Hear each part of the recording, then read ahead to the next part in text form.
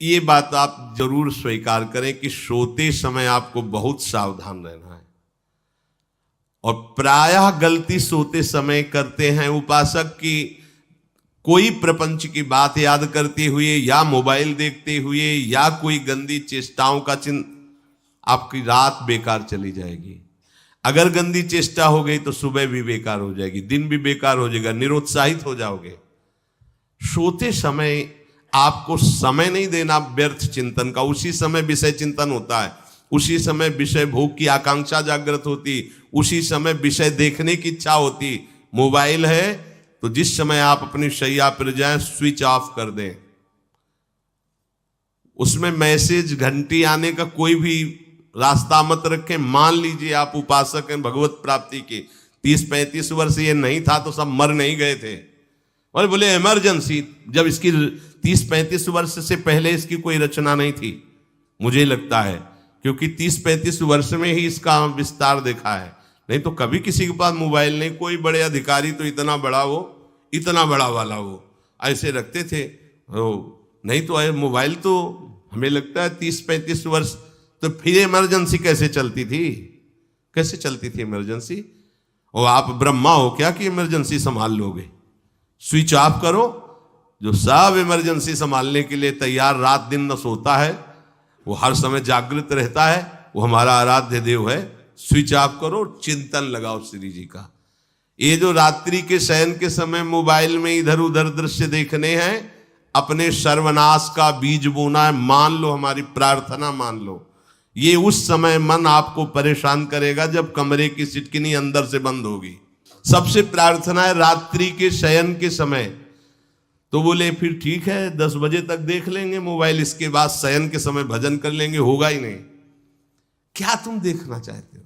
प्रिया प्रीतम के सिवा और कुछ क्या देखना चाहते हो?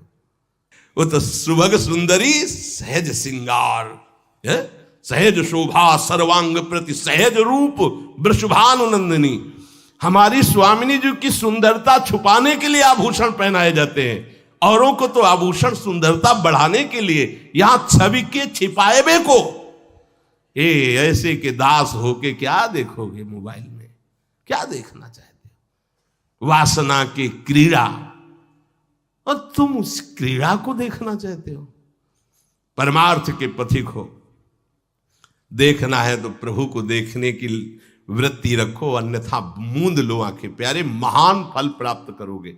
सबसे प्रार्थना है एकांत में मोबाइल रूपी दुश्मन से बचो। क्योंकि जब आप गंदी बात कहीं देखोगे तो आपके अंदर वैसे ही चिंतन बनेगा, वो ऐसे ही लगेगा मैं भी ऐसा करूं, मैं भी ऐसा भोगूं, मैं भी ऐसा देखूं। मान लीजिए आप, जब हमारे शास्त्र कहते हैं कि पशु पक्षियों के मैथुन को भी नहीं देखना है, अगर ऐसा एक बार दृष्टि पड़े तो मानसिक प्रणाम करके दोबारा दृष्टि न देना। और आप मोबाइल में ऐसी चेष्टाएं देखोगे, कैसे आप भगवत भजन करोगे? कैसे भगवत प्राप्ति का उद्देश्य रख पाओगे? ये कलयुग की बहुत महीन चाल है कि उसके बिना काम नहीं चलेगा और हम तुम्हें काम से युक्त कर देंगे। इसके बिना काम चलेगा नहीं, तुमको रखना पड़ेगा। और जब तुम इसे रखोगे तो हम काम अपना कर लेंगे। कलयुग ने कहा हम अपनी व्यवस्था बना लेंगे। यहां कह रहे जब आप नींद में जा रहे हैं तो बिल्कुल मानो मृत्यु शैया पे जा रहे हैं। आपको उस समय नाम जप में बहुत ध्यान देना है, कहीं मन बहक ना जाए। तो क्या होगा, 5-6 घंटे जो आप लेटोगे ना, वो भी भजन हो जाएगा। हमारा जो सततम योमाम स्मरति नित्यशा है ना, ये पूरा हो जाएगा। नहीं, उस समय हम सो जाएंगे तो हमारा 6 घंटे का वियोग हो गया, 6 घंटे भजन रुक जाएगा। और ये 100% पक्की बात अनुभव की कहते हैं, यदि सोते हुए भजन करोगे तो जगते। कई बार तो पकड़ा है कि अगर आधे पद में बेशुद्ध हो गए तो वो पद पूरा जगते ही शुरू हो गया है। मतलब बीच में स्थिति भागवती की रही। जैसे बेहोश करते समय हमने कहा था जब ऑपरेशन के हमें बता देना, तो उनका बाबा अब इंजेक्शन लगाने वाले हैं तो वो 1 मिनट हमें केवल दीजिए, अपनी चित्तवृत्ति। तो जब होश आया तो वही पहले चिंतन चल रहा था, वही चिंतन। जैसे सोने के समय बेहोश हुए तो जगने के समय वही चिंतन, ऐसे ही इंजेक्शन से जब बेहोश हुए और जब होश आया तो वही चिंतन चल। बहुत बड़ा चमत्कार अभ्यास का है। नींद खुले तब से लेकर गाढ़ नींद आने तक स्मरण में कभी रुकना नहीं। और आपको एक छूट दे रहे हैं। कभी कभी क्या होता है कि एक मंत्र में, एक नाम में जैसे बहुत देर अभ्यास करते हैं तो मन उबने लगता है। इसका स्वभाव है, ये अनुभव की बातें कहते हैं। इसका स्वभाव है नवम नवम, नहीं तो ये मतलब, तो इसको हम लोगों ने कैसे फंसाया है।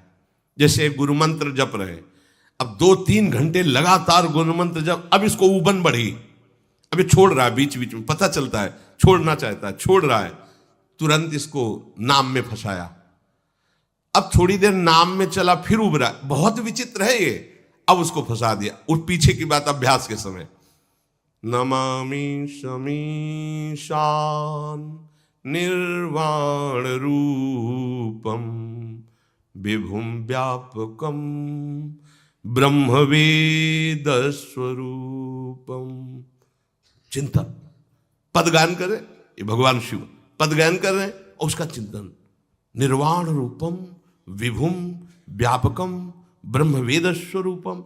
अब अपने यहां अवसर है, सुंदर सुंदर कोई पद गुरु मंत्र जब करते हुए मन जब उमने लगे, राधा वल्लभ श्री हरिवंश, राधा वल्लभ श्री हरिवंश, राधा वल्लभ श्री हरिवंश, इसमें भी उमने लगे, शुरू कर, जोई जोई प्यारो करे सोई मोही भावे, भावे मोही जोई, इसमें भी उबले लगे। सुधा निधि का कोई एक लाइन ले लो, ब्रह्मेश्वरादि सुदुरूह पदारविंद श्रीमत् पराग परमाद्भुत वैभव, ब्रह्मेश्वरादि सुदुरूह छोड़ना नहीं है, तू भाग में नवम नवम दे रहा हूं, नवम नवम। इसको फंसाने के लिए आपके पास अस्त्र हो, जैसे यहां चाकू, यहां पिस्तौल, तलवार, ये वो सब बिल्कुल वीर सजा रहता है, ऐसे ही अपने लोग सजे रहते। छोटा राधा, अब एकदम चिपक गया है आके, तो कैसे मारे, तो छोटी चाकू है ना वैसे, राधा राधा राधा, थोड़ा दूरी राधा वल्लभ श्री हरिवंश, थोड़ा और दूरी गुरु मंत्र, बड़े बड़े अस्त्र अपने पास रख ले, बहुत भाग रहा है तो फंसा दिया। प्रथम यथावति प्रणव श्री, अब लग पूरा पदगा, पूरा पदगा उसमें लग, प्रथम यथामति प्रणव। भोजन पाते समय ऐसा अभ्यास किया है, 1 घंटा के पहले भोजन नहीं होता, चाहे 2 रोटी पाना हो, समय लगता है भोजन, आराम, एक एक नाम, एक एक, कुछ भी हल्ला मचाओ, कोई फर्क नहीं पड़ेगा, अपना चलेगा। अभ्यास स्नान के समय, भोजन के समय, किसी क्रिया के करते समय, किसी से बात करते समय, सोते समय, ये विशेष स्थान जहां में सावधान रहना है। यहां भजन छूटता है, ध्यान देना, यही भजन छूटता है। चलते समय, क्रियावान होते समय, प्रसाद पाते समय या किसी से बतराते समय, ये सब भजन के छूटने के स्थान है और यही पकड़ना है भजन को। जब आपको बिल्कुल न लगे तो मानसिक सब बंद कर दो और गुनगुनाने लगो। जो धुनी आपको अच्छी लगे उसी में नाम, कोई नाम लेके, संसार का चिंतन न होने पावे, चाहे जो कुछ तुम जहां तुम्हारा मन आवे, गंगावरी गोदावरी, कुछ भी, भागवतिक चिंतन के सिवा संसार के चिंतन न होने पाए। पहले ऐसे अनन्य बनो, फिर बाद में अनन्यता आती, रसना कटो जो अनरट। हाँ भी विषय चिंतन कर रहे हैं, प्रपंच कर रहे हैं, बोले रसना कटो जो अनरटो, और नहीं बोल सकते, प्रपंच बोलेंगे बस, रसना कटो, ये शब्द वहां नहीं आते। पहले हम आपको छूट देते, भक्त चरित्र, भगवान की चरित्र, नाम, कीर्तन, मंत्र, जो भी चाहो, संसार का चिंतन मत होने देना, पहले ये पकड़ो, फिर आगे चल करके जब पवित्र हृदय होगा तब ये निष्ठा आती, रसना कटो जो अन रटो, निरखियन फुटो नयन। मान लो संसार का चिंतन नहीं करने देना है इसको, आप जैसे बने वैसे करो भागवतिक चिंतन, कोई नाम ले लो, कोई मंत्र ले लो, तुम्हें जो प्रिय लगे, हम छूट देते हैं। ये नहीं करे कि रसना कटो जो अन रटो, ये बाद की बात है। हमें पहले इसका संसार चिंतन रोकना है। कैसे छूटेगा, कैसे छूटेगा, हमें यह पकड़ना है। नहीं तो निष्ठा की बात, जो हरि नाम जगत त्रिशिरोमणि वंश बिना कबहू, हरिवंश बोलेंगे नहीं, हरि बोलना नहीं है, हरि बोलना नहीं, क्योंकि जो हरिनाम जगत शिरोमणि वंश बिना, हरिवंश बोलना नहीं है क्योंकि प्रपंच में रति। तो क्या करो, जो तुम्हें प्रिय लगे पहले उसे पकड़ो। ये हम अंदर की बात कह रहे, प्रवचन की बात नहीं कह रहे। मन को फंसाना है हमें। राम कृष्ण हरि जहां लगे इसको लगा, पहले इसको फंसाओ, संसार का चिंतन न होने दे। गीता भागवत भक्त चरित्र कुछ भी कहीं भी इसे फंसाओ, पहले संसार का चिंतन न होने दो, फिर लाओ इसको घुमा के निकुंज वाटिका में, फिर तो भागेगा ही नहीं, फिर नहीं भागेगा। अब सीधे निकुंज वाटिका में किसी महाभाग्यशाली गुरु आश्रित का लगेगा, अन्यथा बहुत प्रपंची मन है। आप आश्रय इधर का लोगे, प्रपंच का चिंतन करोगे, बात बनेगी नहीं। चिंतन छोड़ना है हमें, जैसे बने तैसे संसार का चिंतन छूट जाए तो हम विजय को प्राप्त होंगे। ध्यान दीजिए, इस परमात्म तत्व को वही प्राप्त कर पाता है जिसका राग बीत गया है, खत्म हो गया है, वैराग्यवान। ज्यादा परिश्रम नहीं है वैराग्य में, विवेक नहीं होने के कारण हम वैराग्य नहीं धारण कर पाते। हम बाहरी बातों को वैराग्य ले लेते हैं, ऐसा कपड़ा बदल लेना या कपड़ा ना पहनना या लौकी का कमंडल, मिट्टी का पात्र, तो हम अपने को वैरागी। बात यहां नहीं रुकेगी। वैराग्य का इतना ही मतलब नहीं, ये भी एक बाह्य अंग है वैराग्य का, पर वैराग्य का सच्चा स्वरूप है वीतरागा।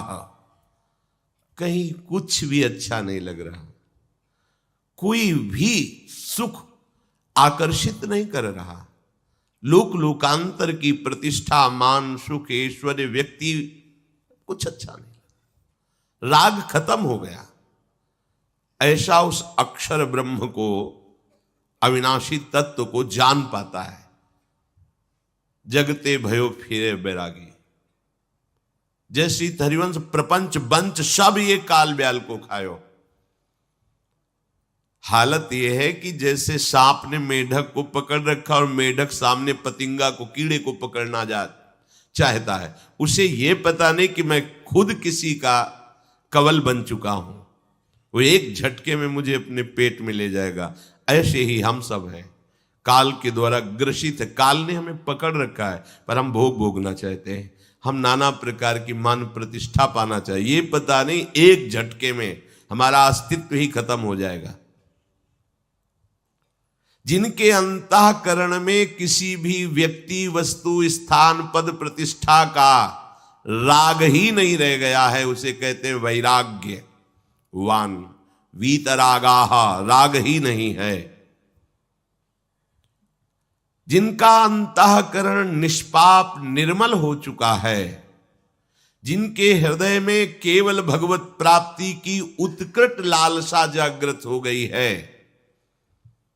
ऐसा साधन संपन्न उपासक परमात्म तत्व में प्रवेश पाता है। अध्यात्म मार्ग की ऊंचाई पर वो स्थित हो जाता है।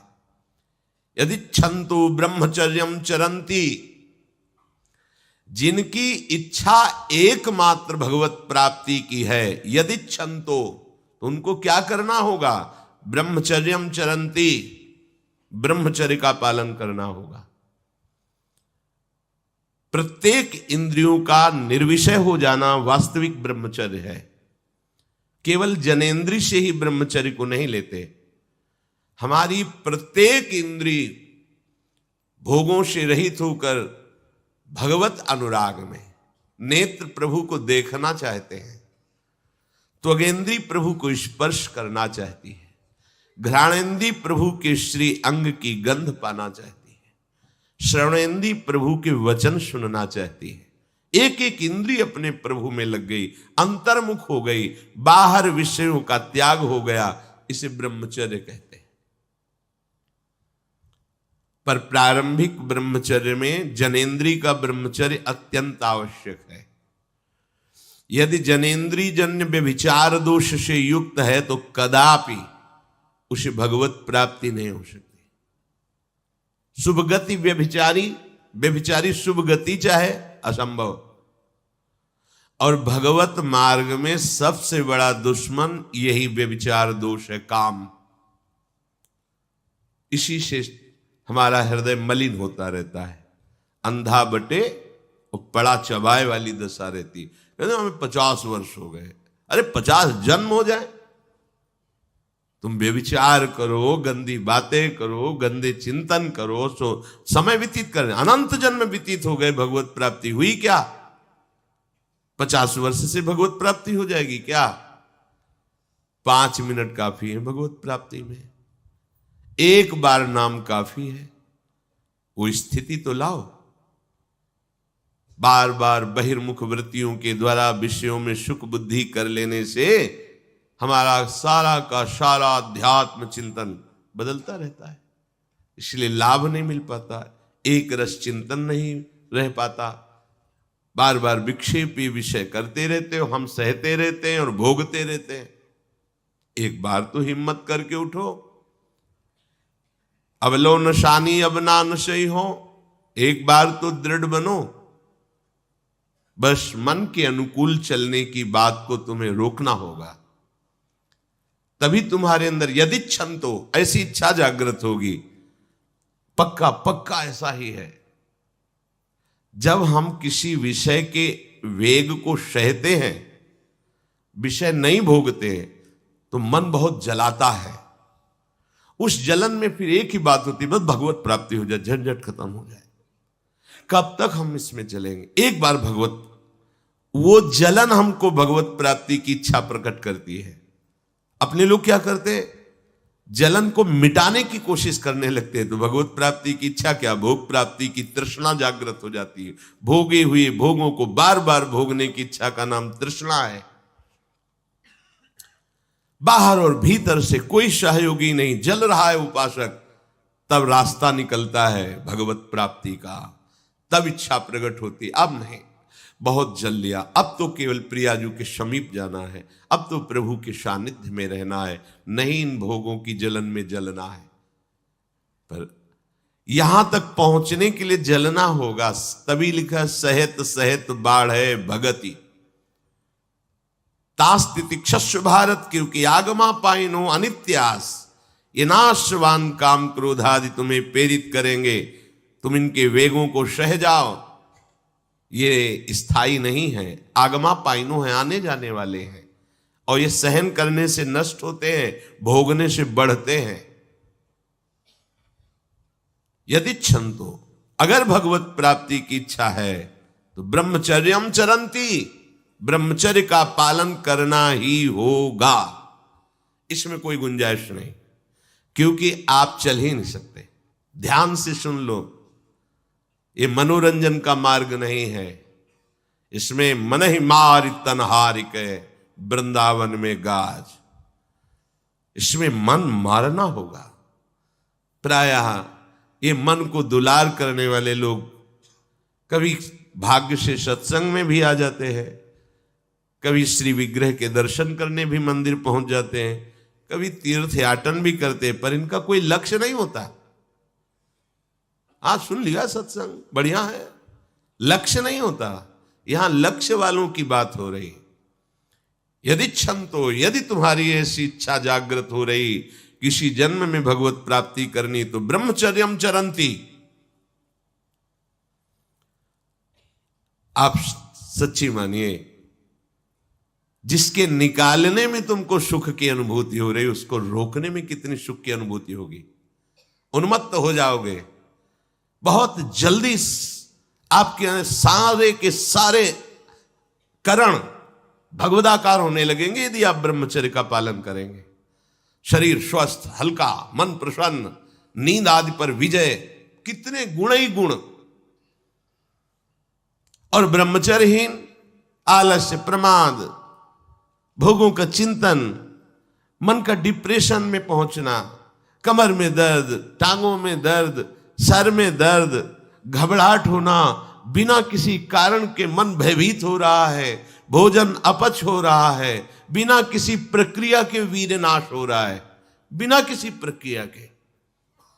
काहे को मृत्यु स्वयं स्वीकार कर रहे हो, ये मृत्यु है। चाहे भगवान दत्तात्रेय जी बोल रहे हैं या भगवान कपिल देव जी बोल रहे हो, जब उपासक को संबोधन करते हैं भगवत प्राप्ति के लिए, तो कहते हैं कि इस भोग वृत्ति को साक्षात मृत्यु रूप देखो, ये मृत्यु है तुम्हारी। जब शरीर राग त्यागना है तो तुम शरीर से भोग भोगोगे तो आसक्ति शरीर की पुष्ट होगी, आसक्ति भोग सुख की पुष्ट होगी, है नहीं।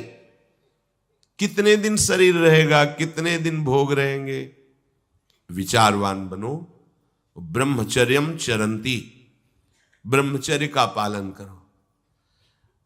उपासक जो ब्रह्मचारी होता है उसका खिला हुआ चेहरा रहता है, जैसे कमल खिला हुआ, बिना किसी कारण के उसकी मुख मुद्रा में प्रसन्नता होती है। जो ब्रह्मचर्यहीन होता है बुझा हुआ चेहरा होता है, तेजहीन, बिना किसी कारण के वो शोकग्रस्त लगता है। बैठा है, आपको लग रहा है शांत है, लेकिन आप चेहरे को देखो, वो एक शोकग्रस्त है, कुम्हलाया हुआ चेहरा, अशांत चेहरा। मुख प्रसन्न, तन तेज विराजा, यह है ब्रह्मचर्यम चरंती, भगवत आराधन संपन्न उपासक का। जैसे आग में पैर रखते हुए कोई चले तो कैसे चलेगा, ऐसे ही ब्रह्मचारी की पहचान है। इतनी स्फूर्ति उसके अंदर होती, जैसे आग में चलने वाला पूरा पैर नहीं रख पाएगा, अगला कदम रख देगा क्योंकि ताप लग रहा है, ऐसे उसकी स्फूर्ति होती पैरों में। उसकी आंखें एकाग्र रहती है, चंचलता इधर उधर या बार बार झपकना यह विषयी पुरुष का लक्षण है। बार बार पलक झपकना यह विषयी पुरुष का लक्षण है। इधर उधर ताक झांक, चंचलता, ऐसा बैठे तिनका तोड़ रहा है, पैर हिला, ये सब विषयी पुरुष के लक्षण है। ये तो बिल्कुल साधारण स्पष्ट दिखाई देता है आदमी विषयी है या ब्रह्मचारी, एक सेकंड में लक्षण होते हैं। आपको जब भगवत मार्ग का अवसर मिला है तो गृहस्थ हो, संतान हो गई, ब्रह्मचर्य से रहो। नहीं चाहिए संतान तो भ्रूण हत्या, गर्भ हत्या जैसे महापाप करने की क्या जरूरत है। उसी वीर से संतान उत्पन्न होती है जिसको आप नष्ट कर रहे हो, जिसको आप ऐसे पानी में बहा रहे हो, व्यर्थ फेंक रहे हो, तो उसको भ्रूण हत्या का पाप लग रहा है, तो तुमको पुण्य लग रहा है, वीरपात कर रहे हो तुम्हें भी वही हत्या लग रही है, क्योंकि उसमें वही जीवात्मा है जो मां के गर्भ में जाके बालक रूप धारण कर लेती है, उसको तुम नष्ट कर रहे हो। पर बुद्धि भ्रष्ट हो गई है, समझ में नहीं आता, व्यर्थ में वीरपात करते हो, व्यर्थ में। तुम्हारा भजन बनेगा, तुम अध्यात्म के योगी बनोगे, मजाक है अध्यात्म का मार्ग। होश में हो जाओ, ये मन के दुलार को बंद करो। जब तक इच्छा ही नहीं भगवत प्राप्ति की तो फिर तुम कैसे भगवत प्राप्ति कर पाओगे। भगवत प्राप्ति की इच्छा कैसे होगी जब तुम्हारी इस तरह से निंदनीय वृत्तियां हैं। इंद्रियों को दुलार कर रहे हो, मन को दुलार कर रहे हो, भगवत प्राप्ति चाहते हो, आचरण नीच और चाहते हो उच्च पदवी। सावधान हो जाओ।